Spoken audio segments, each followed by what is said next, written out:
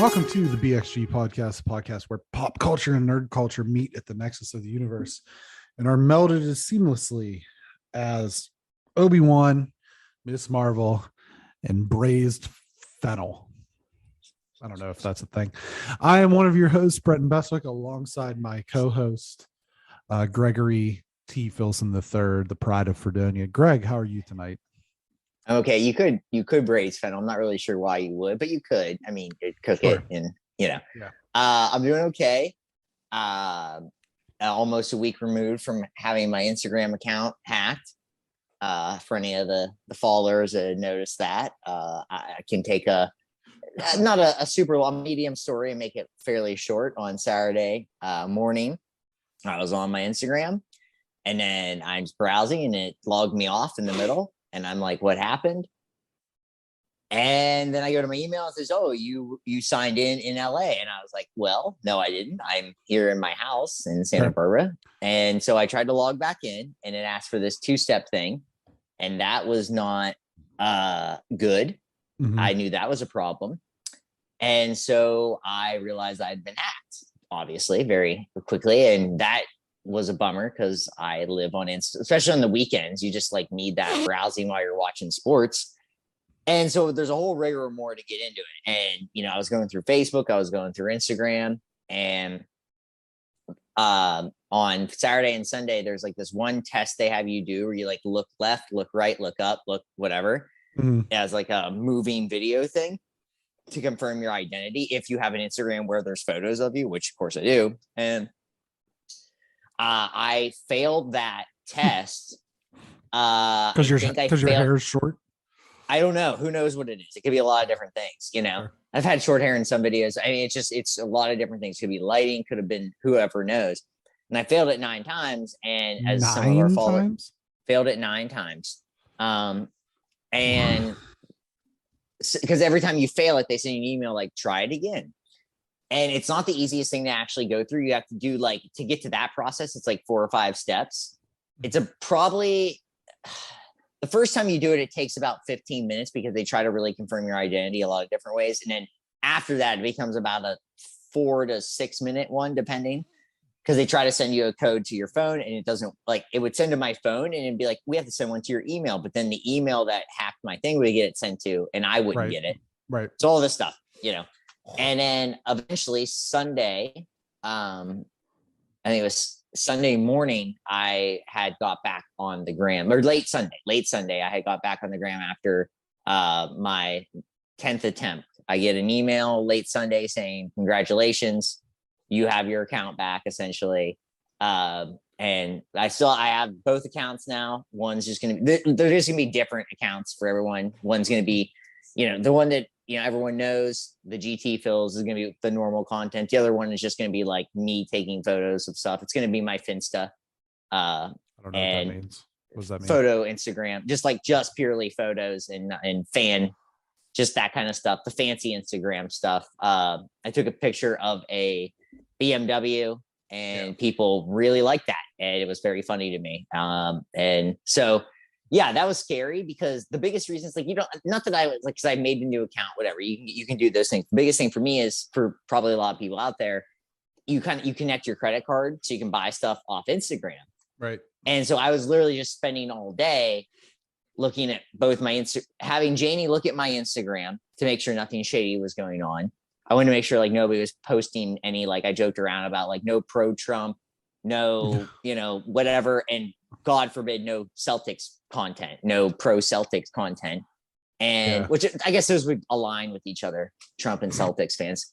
And so, and I was asking other people too, because I just didn't want to keep bugging Janie about it. Nothing anti, with it being June, nothing anti-play. I just didn't want anything anti, my normal thing coming up on there. I didn't want to, obviously hurt people's feelings or make people think what happened to me.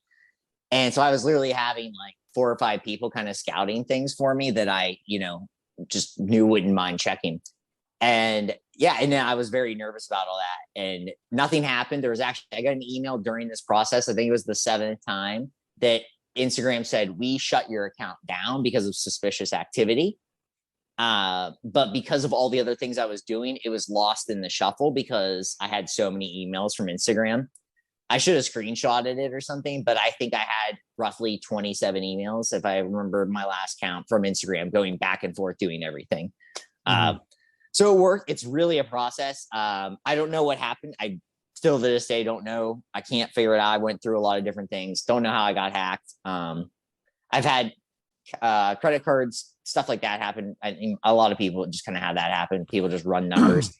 I don't know the parameters. I have read articles because of this over the last 2 months. Instagram accounts have been hacked way more than they used to be. Who knows what that is? But just watch out. I mean, that's the biggest thing is like, if you are on those sites, even if you're not actively on those, just check them every once in a while just to make sure. But that's my warning for everyone. How are you, Brent? I'm not bad. I want to tell a quick story about an inedible plate of fries. So not quite as serious, but maybe more offensive. and you being like a former food industry guy, or like still part-time, whatever, I want to maybe pick your brain on this a little bit. But so we went to like a local restaurant. It's called Timber Creek Tap and Table, and it's like a craft brew, whatever they have, that whole thing. It's out by the Outlet Mall. There's one in Meadville as well. But we went there. It was just Melissa and I, and we got our meals, and we each got fries, and they gave us an extra, because we got an appetizer. So they gave us like one of those like appetizer plates. They gave us each one.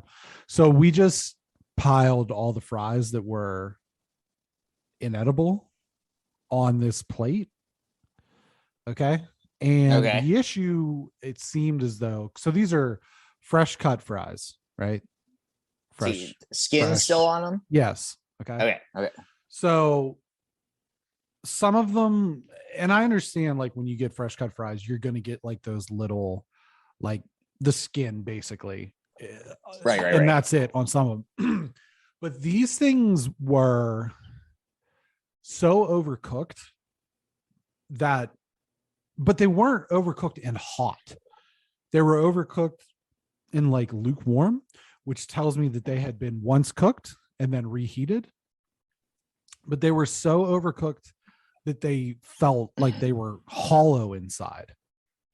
Like you just bite it. Whoa. I felt like Chevy Chase biting into the Christmas turkey on National Lampoon's Christmas Vacation. I'd bite into a fry and I'd go like, I was doing like that whole thing. That is, and so gnarly. we just continued to, when we'd come across on our fry pile, we would just continue to put them on this plate, put them on this plate, put them on this plate. And then when we got ready to settle the bill, the waitress was like, "You guys want a box for those fries?" And I said, "No, those fries are actually inedible." So we just went ahead and piled them there. And we have no intention of taking those home, obviously. And so she ended up giving like a little discount or whatever. But I guess my thing is like, I've had a number of issues with this place, and I don't really care for it because their service is like wildly inconsistent. But Melissa likes to go there, so we go there. And like, why does she like to go there? Is there like a particular thing? I'm not calling her out. I just want to know if there's something. Well, the buffalo chicken dip.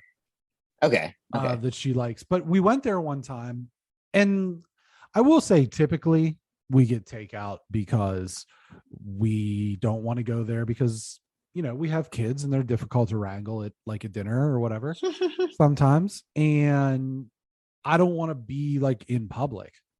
So we just get a lot of takeout. And part of the thing is like the takeout's so super inconsistent. But usually if you go there, it's not too bad. But they brought us a chicken dip one night that the top of it was completely burnt.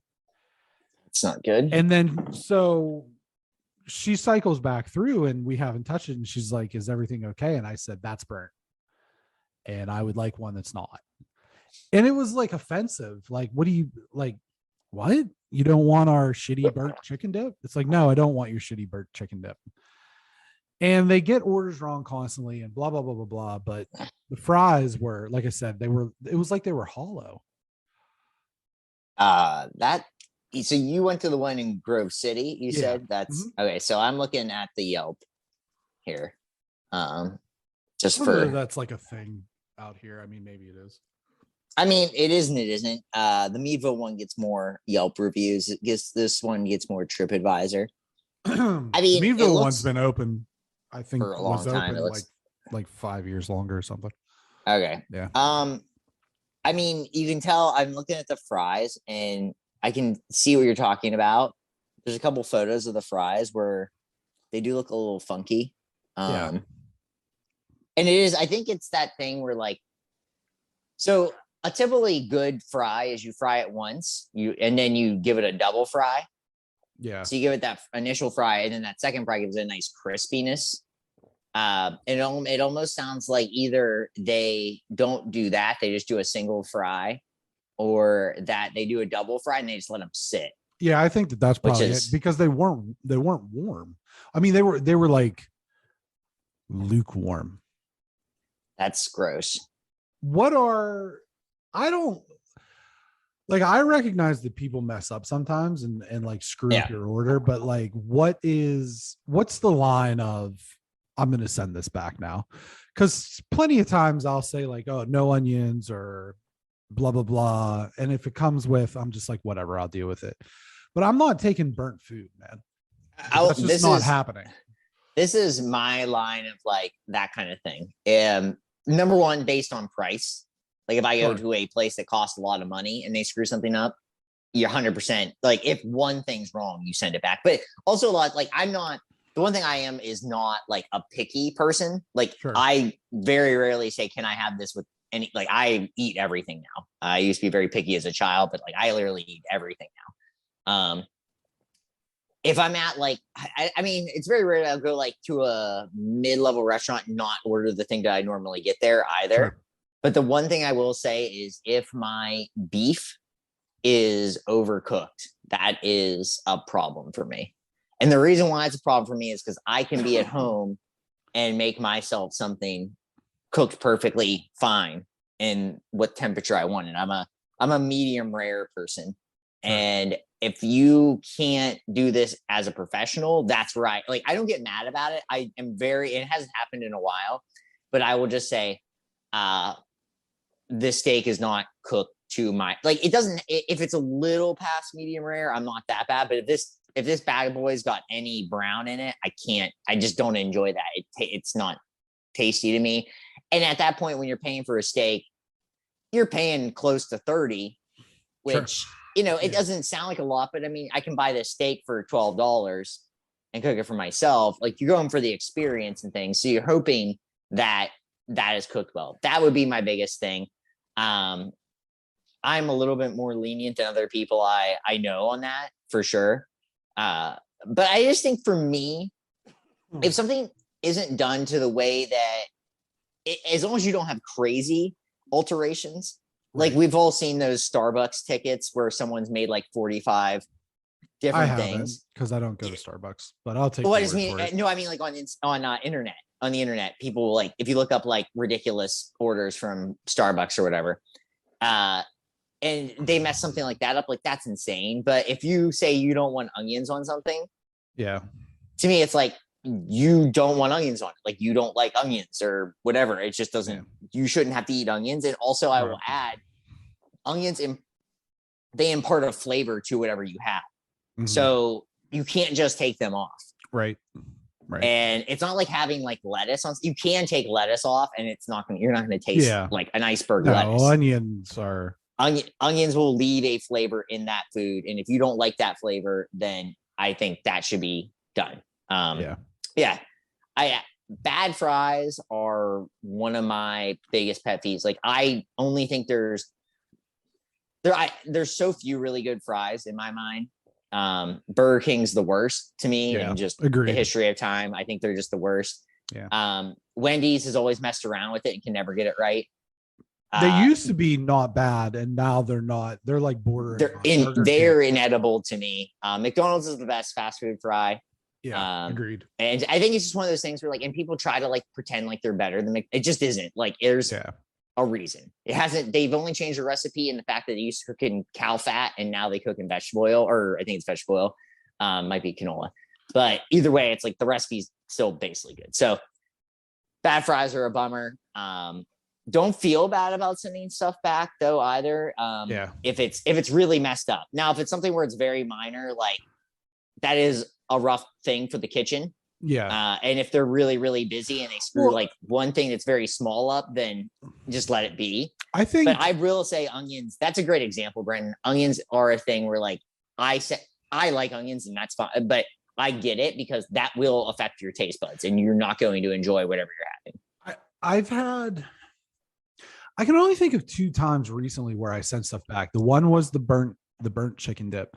And I feel like as a kitchen person, like you make this and you're like, they won't notice. Just send it. You know what I mean? Like take a little bit of fucking pride. You know, take a little bit of pride in your work. Where I worked at is a very particular place. I mean, the place I used to work at is in the Michelin Guide as not a starred restaurant, but it was a place recognized by the Bib Gourmand. And we're very, very particular about the way that they do things and not ever sending something out that wasn't, what whoever was working there, perfect. I mean, it was awesome. I mean, it was like, that's why I enjoyed working there and why I continue to help them when I can, because of that level of respect for food. And I always talk about being a pizza place. It's much more than that for anyone that comes out to Santa Barbara. I mean, really check it out. I mean, it doesn't affect me anymore on that end of things, but it's very good. But it's very particular about what goes out there. Now, it's funny, is wood fire pizza. And if you follow my account, I make, it's not wood fire, but I do make it in a pizza oven where you get the char marks. Yeah. And you will get requests for people saying no char marks. And it's like, that's not how this works. Yeah. Like you literally can't make a pizza in a wood fire oven without that. So that's always kind of funny, but you do your best. You do whatever you can. You just, and we did our best to make sure, it would be very light bake on that. But there are restaurants too out there that would say like, and I respect this, just no modifications. You either want our food or you don't. And I think that's fine. There's a burger place in LA called Father's Office. They don't have ketchup in the restaurant and they just don't have it. And no ketchup for anything. If you have other things, but no ketchup. And I respect it. The burger's awesome. I don't put ketchup really on my burgers too often anyhow, unless I'm like at a McDonald's or whatever. But yeah, I just, going off, I know we're going into this, but like you said, I worked in the industry. I've been in that. I've been very much in the weeds with that kind of thing. And like you said, have some pride in yourself. Yeah. If you're doing that kind of thing, don't send out burnt cheese. You know what? Yeah. Like you don't toss it. Honestly, what you do, you put it, you throw it somewhere. That's for the kitchen staff later, because they can just scrape the top off and make something fun with it too at the end of the day for working hard. But respect to the restaurant people. It's been so tough. Like it's always tough. It's only been tougher. But still, in any job you have, everyone have respect for your work, because that's just, that's what you have to do. And it's a bummer sometimes, but it's not going to make you feel any better doing something poorly either. Yeah. And that's, don't half-ass it or whatever, but I do have a rule in my life. I don't think I've shared on here. I either full ass things or I no ass things. I don't half-ass anything. Yeah. So I either give a full on effort or I just don't give a shit. Yeah. And that's how I live my life. Quarter mile at a time. Yeah, exactly. Quarter mile at a time. Hell yeah. Oh man. Yeah, good stuff. I will also just say this was my last day of school. I will just add that for the year. Done with preschool. You graduated. Yeah, you graduated preschool. I graduated. I finished 5th grade. It's so weird. I got to go back to 5th grade next year. Yeah, it's weird. Who knew that was the thing? But no, it was fun. It was weird. Just like the kids, I got hugs from kids, which was weird. I've never hugged a child as an adult. And they wanted to hug me, and that was, nope. It I just, I would say, give me a fist bump. I gave fist bumps to everybody else, but if they're asking for it, it was not, it's not weird. It was just a hug, and they were sad. It was fun that kids were sad that I wasn't going to be their teacher anymore. And, I'll see them next year. And the other thing is one kid in my class, I did him a favor with something, and I wrote him a note and said, "You owe me one," as a joke, and then he got me a bottle of beer, great bottle. I bought himself. His parents got me a bottle of beer, and then he wrote me a card that said, and it came with a gift certificate to a pizza place in town. And it said, "We're even now. Looking forward to more of your pizza reviews." And I was just like, this kid is going places. Nice. This kid, he is one of my favorite students. Shout out Oliver if he listens to the pod. Not sure if he does, but you don't pick your favorites, but that was a move. I was like, boy, 11-year-old Greg is like in on this. This is great. That's something I would have done. We got 50 subs.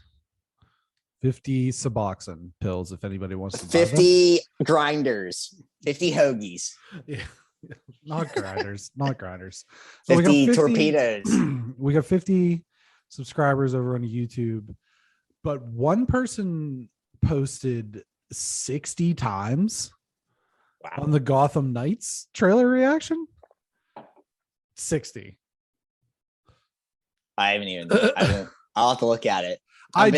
You know what? I was just like, nope. Whenever I finally saw it, I was like, nope, and just removed the person.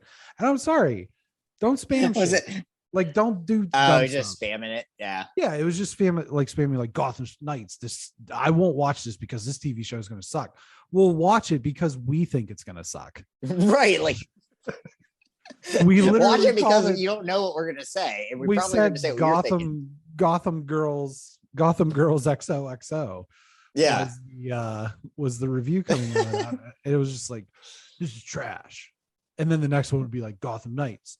This show's not going to last long. It's like, calm down. Listen, one will suffice. Yes. And since you exceeded that by 59, you're getting removed. That's just too much. Calm down. But anyway, so we're excited about YouTube's making a lot of progress. And if you haven't subscribed, head over there to the BXG YouTube channel, because there's a lot of content on there that's exclusive to the YouTube channel. It's a whirlwind of stuff. I think trailer reactions, food reactions, movie reviews, TV reviews, and so on and so forth. So on and so forth. Yeah. It ever evolving. Who knows what's next? Who knows? Could be me seeing how fast I can eat a Klondike bar. Spoilers. Could be that. Fast. I wish there was something I could do. I don't know yet. I said though, and it won't air until Monday because we had this conversation on the first of our decade of best songs list. But I'm like a in the flow of the game eater. I'm actually not like a speed eater. I'm just somebody who can sit down and eat a lot in one sitting. I will say, Brenton, like, I also consider myself a fast eater, and I never was like, we've never had like food. Right. In the same venue. You are a very quick eater, and I always consider myself a quick eater. I just don't know. Like, it's not like I can eat a large quantity of food myself too.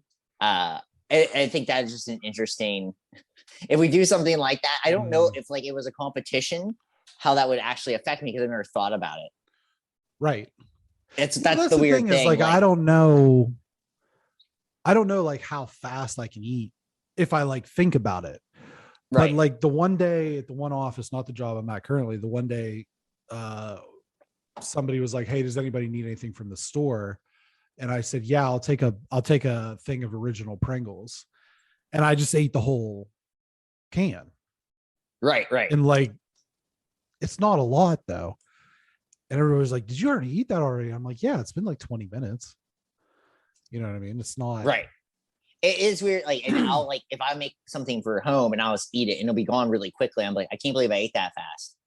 Right.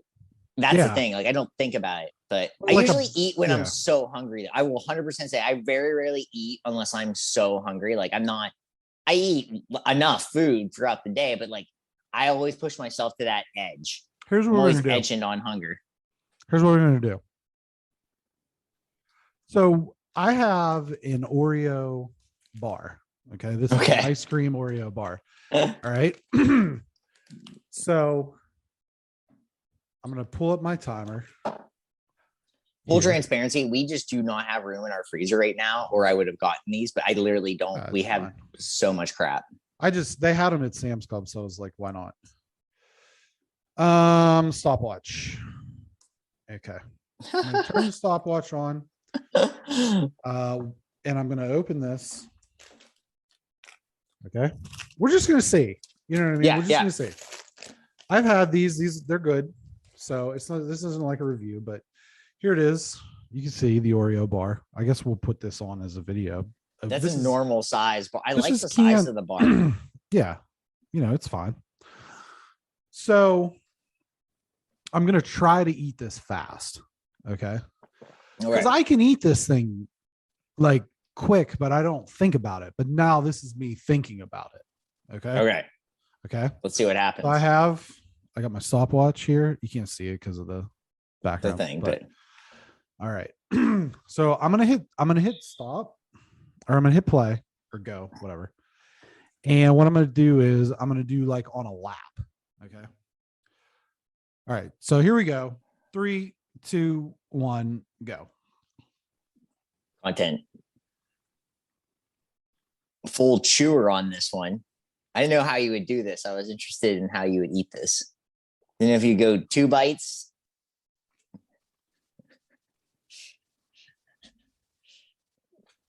So it ends up being essentially a 3-biter because you got to clean the stick, but it seems about right. I figured it was about a 3-biter.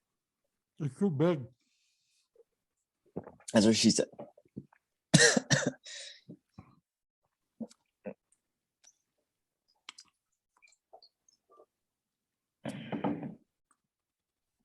So that took me 38 seconds. That feels fast to me. The second bite was so big that I couldn't. The second bite was so big that I couldn't maneuver it in my mouth to chew it to get it down. So I think actually, instead of doing 2 bites and a cleanup, 3 bites would have actually gone faster. I think you. It's all about strategy. Smaller bites. It's all about strategy. Yeah. Yeah. Well, I'll tell you what. The next time we're at the grocery store and I see this, I'll get him and I'll do one. I'll do a test. Okay. Yeah. And then we'll try at 38. To figure out. 38 point something. So I'm not saying I'm going to try to beat that. I'm not worried about being. I just want to see how fast I can do it. Right. Yeah. I want to die on the podcast, although that probably would get a lot of views. Like Cat Lawyer. I promise I'm a cat. I'm a real person. I'm not a cat. All right. All right. Let's do some reviews here. Good cold open. But actually, so now let's get into some actual reviews here. We've got Obi-Wan, we've got Miss Marvel, the debut, and the Top Chef finale. Obi-Wan and his buddies form a plot to Leia has been taken by the third sister to the Inquisitor Fortress, which is in the Mustafar system, which is also the home of the lava planet that young Anakin was barbecued in, and where subsequently Darth Vader decided to build his castle. I think that's a badass move.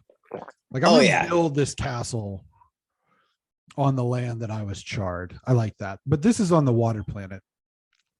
Obi-Wan has to sneak in and rescue Leia, but the real revelation is that beneath the waters of the Inquisitor Fortress, fallen Jedi are being kept in some sort of a tomb. He is able to rescue Leia, but we learn that the third sister, I believe her name's like Reva,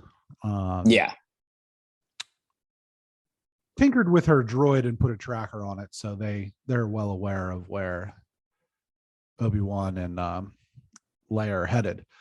So, episode 4, Obi-Wan Kenobi, thoughts?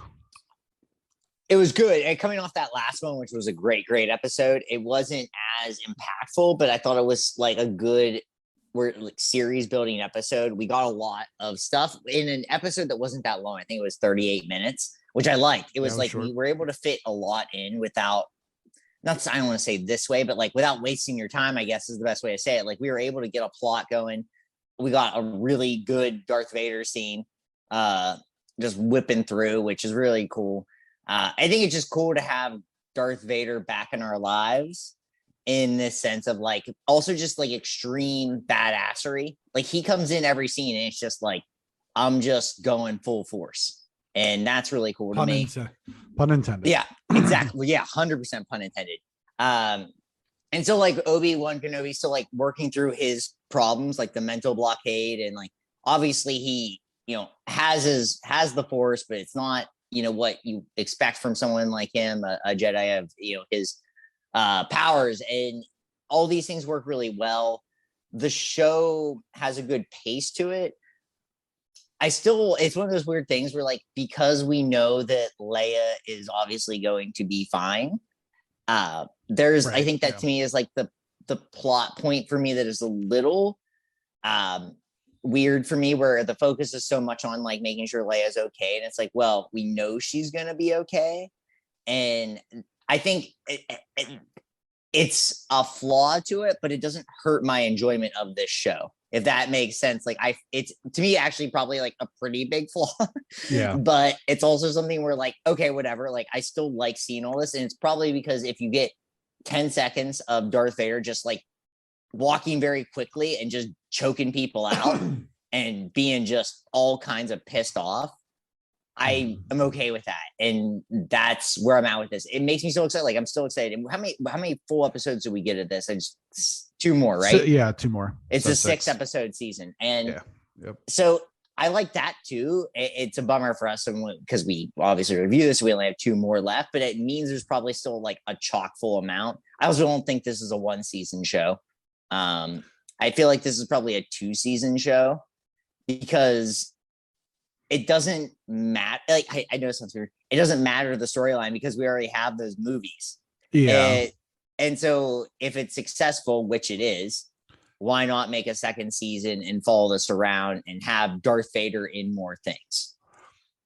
So I think that like the big thing here is the vats of the Jedi that seem to be entombed, but it seems to be very similar to some of the cloning apparatus that was used with Snoke in Revenge of the Sith, and we got kind of a cameo of some of that in Mandalorian, and we saw a little bit of some of that stuff that they're pointing towards, like they're leaving like a trail of breadcrumbs towards like finally freaking explaining how Palpatine made a clone of himself.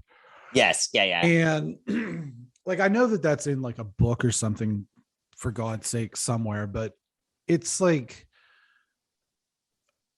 I think that this episode was maybe a little bit too Marvel-like world building, universe building, and not enough focusing on this particular plot line. And I guess that's all well and good, but at the same time, and I feel like with the trailers, they really threw an okie doke on us, because they made it seem very much like he's going to be watching over Luke and we're going to get all that. Right. And now we're doing like the Leia thing. But also, I do think there's a flaw that because we're bringing Vader into such close proximity to Leia, where it's like, how does he not realize that this is his kid? You know what I mean? Right. Yeah. And so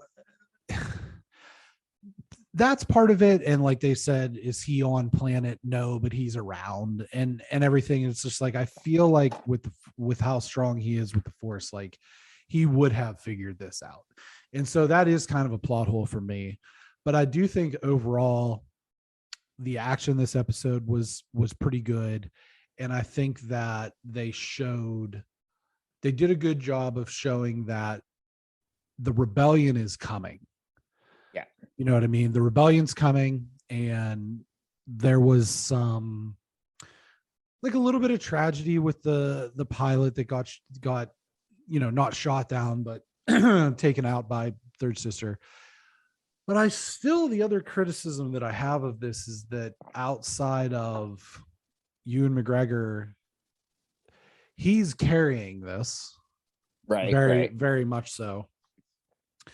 And I just feel like a lot of the other, like there's been some bit roles, Kamal, obviously, but it just seems stiff. Like a lot of the other characters and a lot of the other actors just seem very stiff.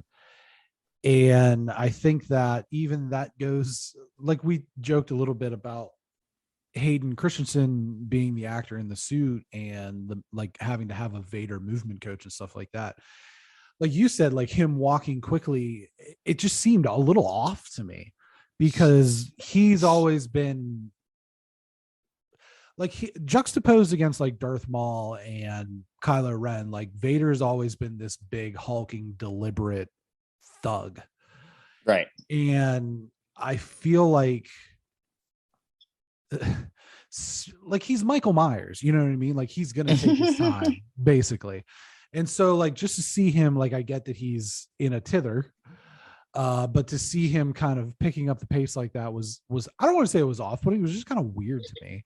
And maybe that's just me picking nits a little bit, but yeah, I don't know. And I last week's episode was so good that I felt like it was going to be really difficult to follow that up because especially you need this episode to be more story driven, and it was, but I also kind of feel like it left a little bit to be desired, and I felt like it probably should have been a little bit longer.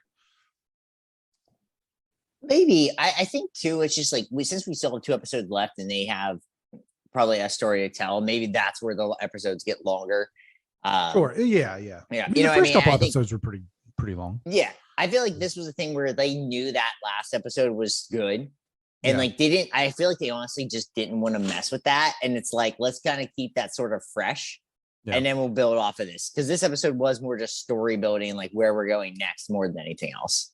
Yeah. And I am glad that they didn't hold back on having Vader in the episode. I mean, he wasn't in it for very long, but he was in it and he was impactful. And I think that at the end of the day, that's what we want. We want Obi-Wan and we want Vader and we want them being impactful. Yeah. So that left a good taste in my mouth. I will say though, despite this being a weaker episode, I am excited to watch this show every week. And that was not the case with the last show, The Book of Boba Fett. It was like kind of a drag. Right. Yeah. So this is pointing I think in a better direction. And despite this being a weaker episode, I am pleased with the general direction of the season, the series. Oh, sure. Same. Yep. Show. Yeah. Yeah. Yeah. So this brings us to Miss Marvel, which debuted this week also on Disney Plus. Both Obi-Wan and Miss Marvel coming out on the same day on Wednesday. Why, just as an aside, why did they do the Friday thing for the first 2 episodes of Obi-Wan? Memorial Day weekend. Memorial Day weekend. Was it? Yeah. Yeah. Okay. All right. So anyway, Miss Marvel, Iman Vellani stars as Kamala Khan alongside Matt Lintz as Bruno and some other folks. We don't have a big cast yet. Bruno is her best friend. Zenobia Shroff plays her mother, and I'm trying to find the actor who plays Dad. Mohan Kapoor plays Dad. So that's pretty much the extent. And then her brother also was featured in the episode, but I'm having a hard time picking out who he was. So we'll have to pick that up later. Kamala is kind of an awkward teen.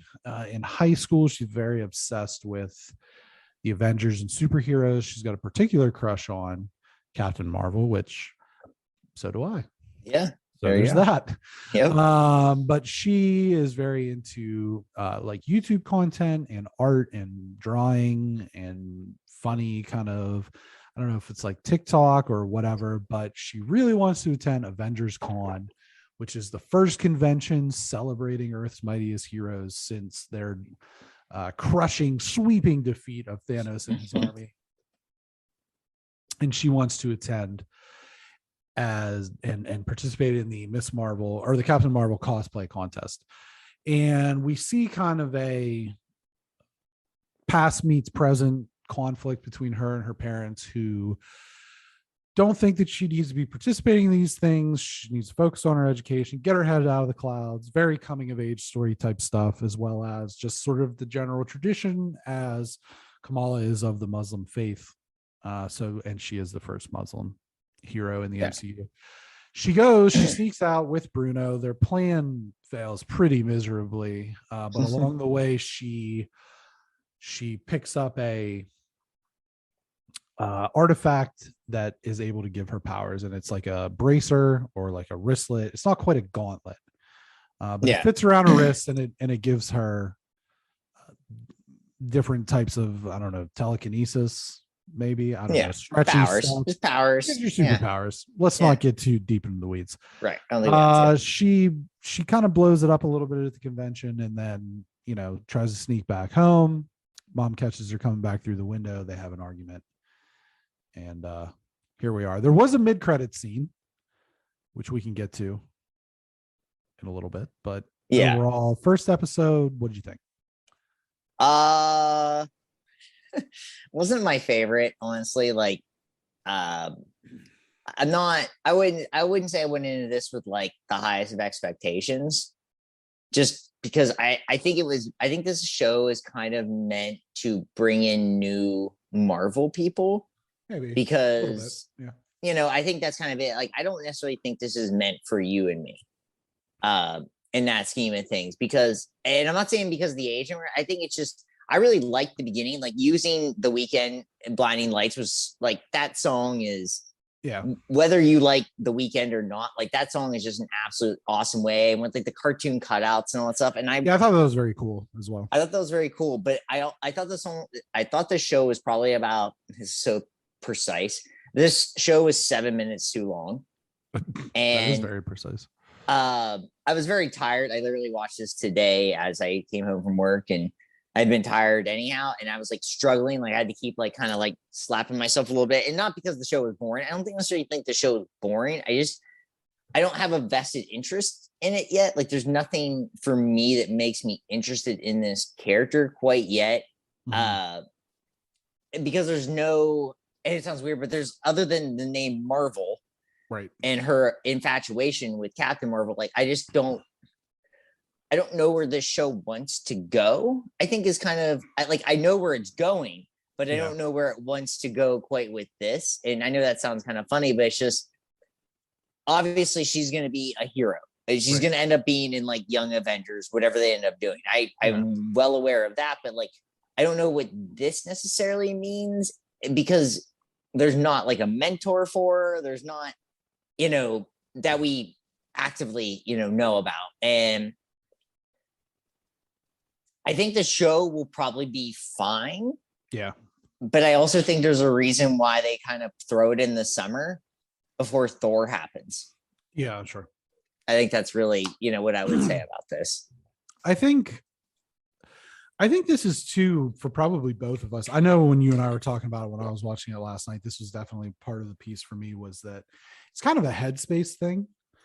And this being, probably geared a little bit more towards young adults than, say, Moon Knight. Yeah. It was very bubbly. It was cute in many ways. It was fun. It was peppy. It was poppy. She's a very likable character. Oh, yeah. Yep. She's very, Kamala, the actress Iman, is very likable. I think that it has a lot of charm, but we've just come off of watching, Moon Knight, Tokyo Vice, We Own This City, and Under the Banner of Heaven, which we'll have the review for next week. To shift from that to something that's so lighthearted and poppy, because like even with Obi-Wan, there's like I don't want to say it's like heavy, but there is like a melancholiness to it. You know what I mean? There's Darth Vader. Yeah. Just that's all you need to say. Like it's Darth Vader. Like yeah. in looming. So right. And then to kind of shift gears completely to watch something that is, it's so lighthearted, it's so poppy and upbeat, and there's colors that are popping. I mean, you have on your background, like the color schemes are very, and then you have her dad dressing up as, you know, Big Hulk and Little Hulk and all this. And, you know, it's, I think that the Disney Plus shows are a good place for them to kind of mess around and explore things a little bit.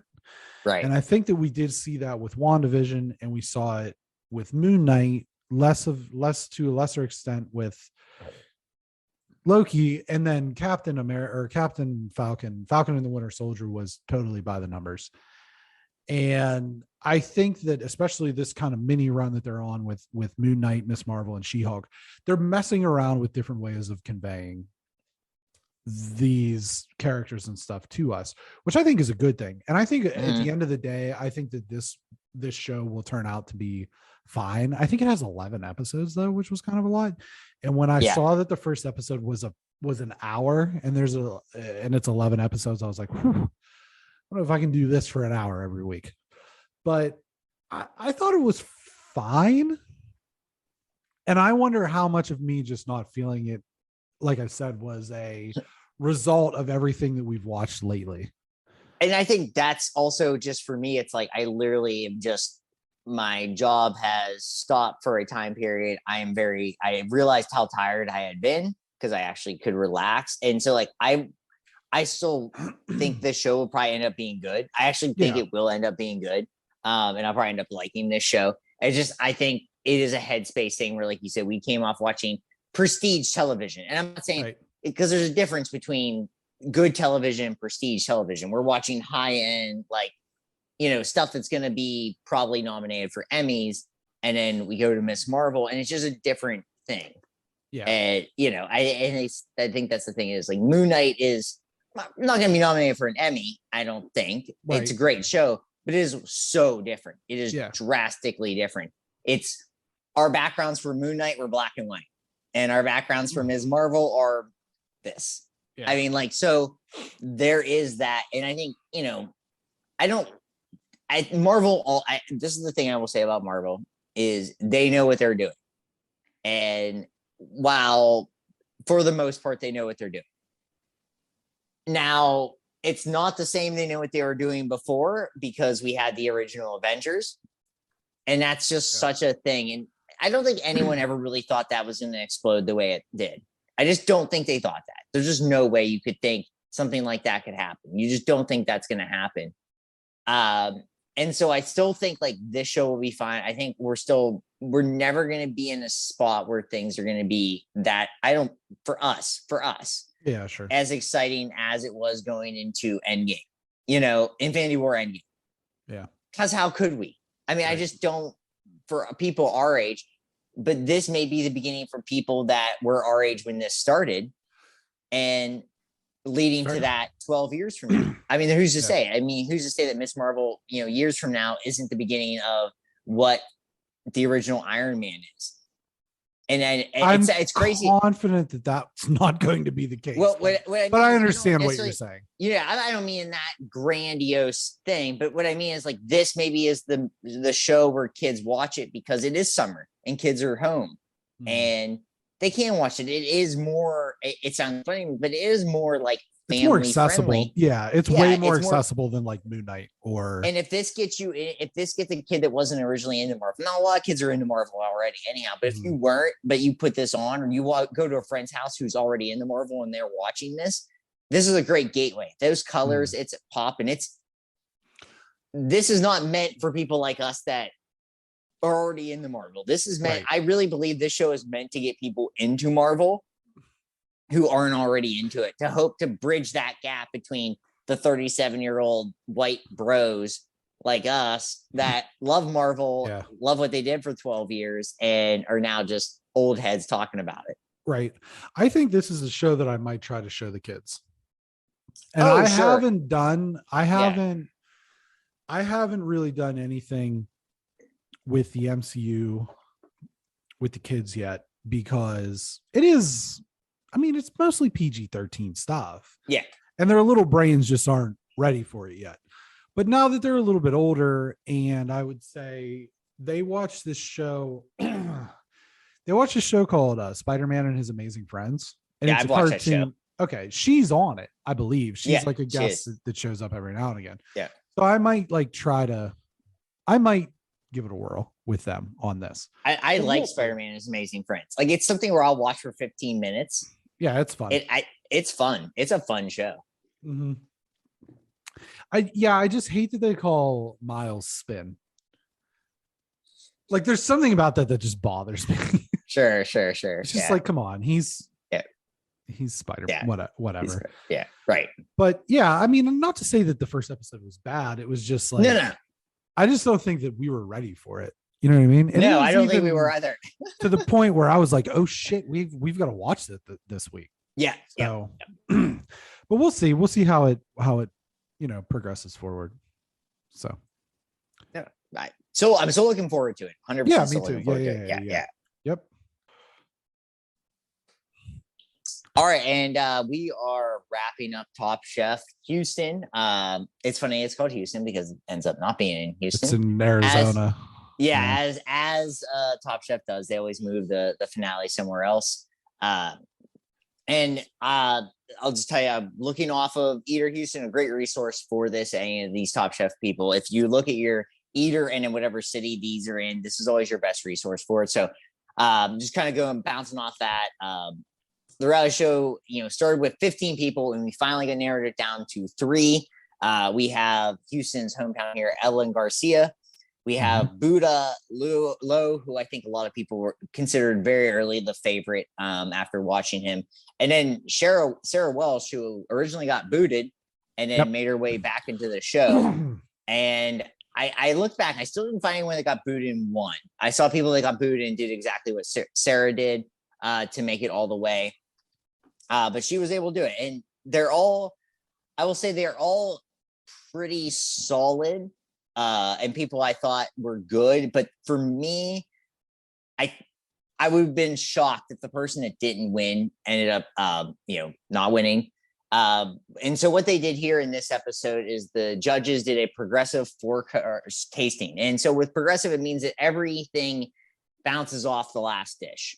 You want to make sure that the appetizer, the amuse-bouche goes into the appetizer, goes into the main dish, goes into the dessert. And this was a freewheeling one. This is, you can do whatever you want, just as long as it makes sense in what you're trying to do.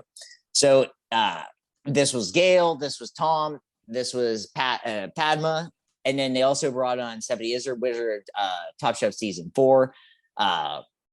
French chef Eric Repair, obviously really well known. If you didn't know him beforehand, really good friends with Tony Bourdain before Tony passed, actually 4 years ago today.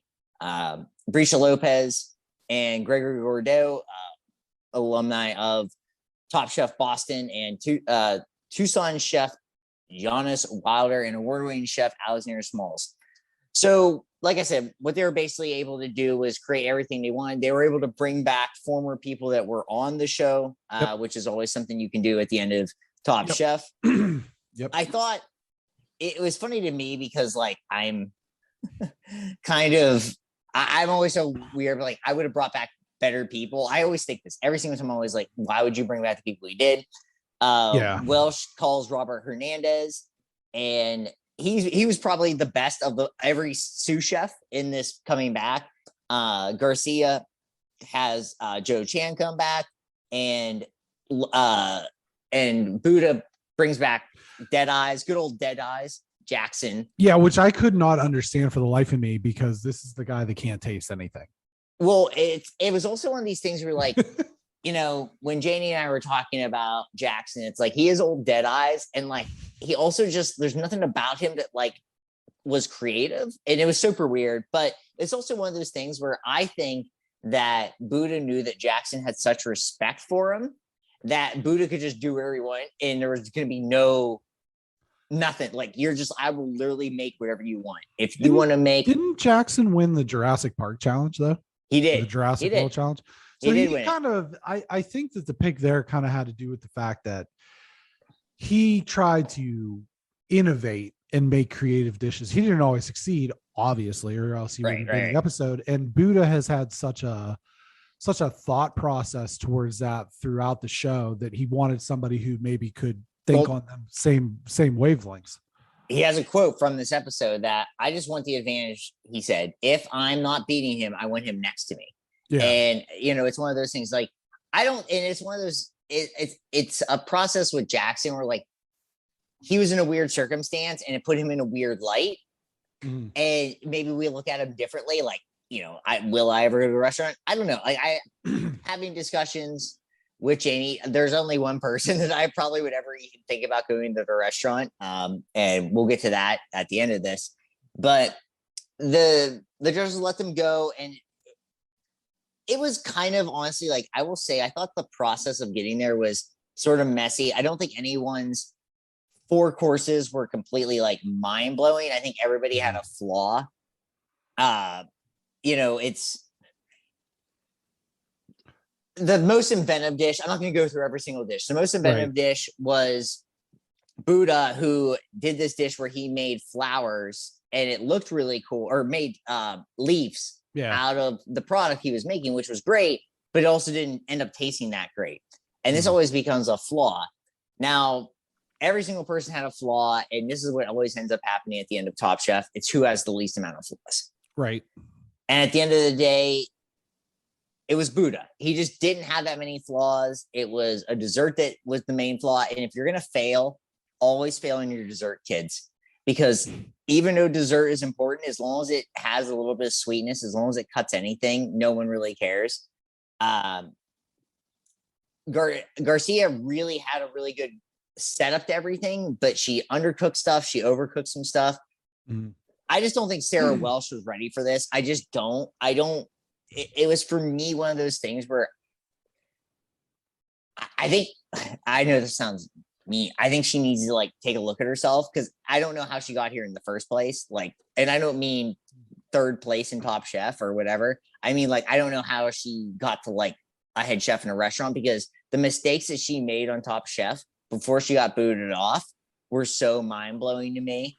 And the thing I hate more than anything on this show is when someone's like, I just didn't have enough time, or I didn't time it right. Yeah. And we've talked about this before on this show, where I like have worked in restaurants. Like, timing is like the number one thing that you concern yourself with. It is. And to say you didn't have enough time, or I didn't time it right, is like 100% on you, nothing else. The parameters of the show, for the most part, haven't changed in 20 years. You know what you're getting into. And now it's sad to me. Now with Buddha winning, and obviously well-deserved. Yeah, we've said for the last 3 or 4 weeks that if anybody else won, it would be a massive upset. And I think the thing that really brings it home for him is he's just so creative with the things that he does. And I think that in some cases, like the dessert dish that you were talking about, is even though it ended up not tasting that well, he's taking risks, he's being creative. And I think that maybe tips the scales towards balance a little bit more than right. Just would have thrown, a pumpkin pie on the thing and been like, it's a pumpkin pie. And this is the thing I will say too, is like, eating is with your eyes too. I mean, it really is, especially at this end, like this high end of things. And it's sort of funny because as much as I love going to like a cool dinner and having food prepared and like having that plate and stuff like that, there's a part of me, and I said this while watching the show, is like, I wish things were a little more laid back, because when you try to make everything look like it's a 3-star Michelin restaurant, you sometimes forget about the flavor of things. Sure. And I think every single chef here, it was so funny to me because I thought, like I said, I don't think this was out of Sarah's game. I just really believe that I think she has maybe potential to be a good. I think she has potential to be an okay cook, chef. And I like it sounded vastly. I don't think she has enough confidence in herself. I also don't think she has the skills. I think that Garcia Evelyn is Consistent. pretty much one note. Yeah. And I feel like this is going to also sound mean, but like when you go to Taco Bell, you can have anything you want, but it's all kind of tastes the same.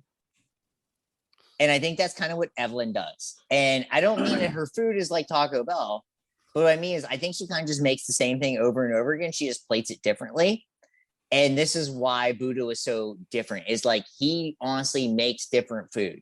And while he has a varied background, we know he has a varied background. Yeah. Like, and why if that plays a part, it probably does to some degree. But I think he just really takes this seriously. I think this is the thing where he's a next level chef. He embraces the whole food as art. Yes. Yeah. Thing, you know, and I think that ultimately that's what kind of carried him to the win. I think for me, I will say this is the 19th season. I've watched 14 seasons, beginning to end.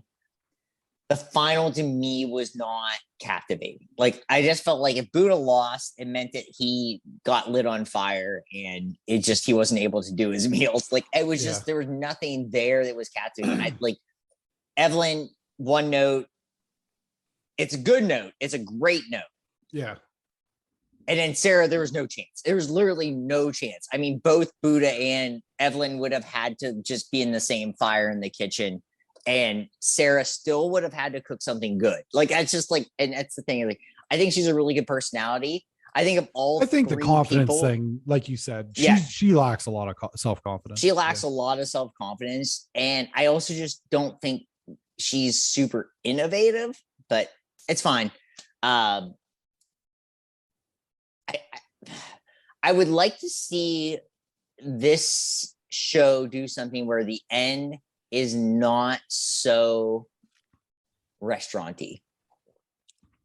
So it appeals to more people. I think that's the thing where like, I think this was too niche at the end and it just was kind of boring.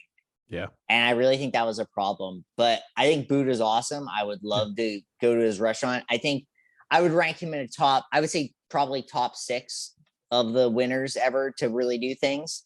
Mm-hmm. He's not, for me, Michael Visaggio is my favorite of all these. And I've actually met him, which has nothing to do with that. I really just like that season. He really did a lot of different things.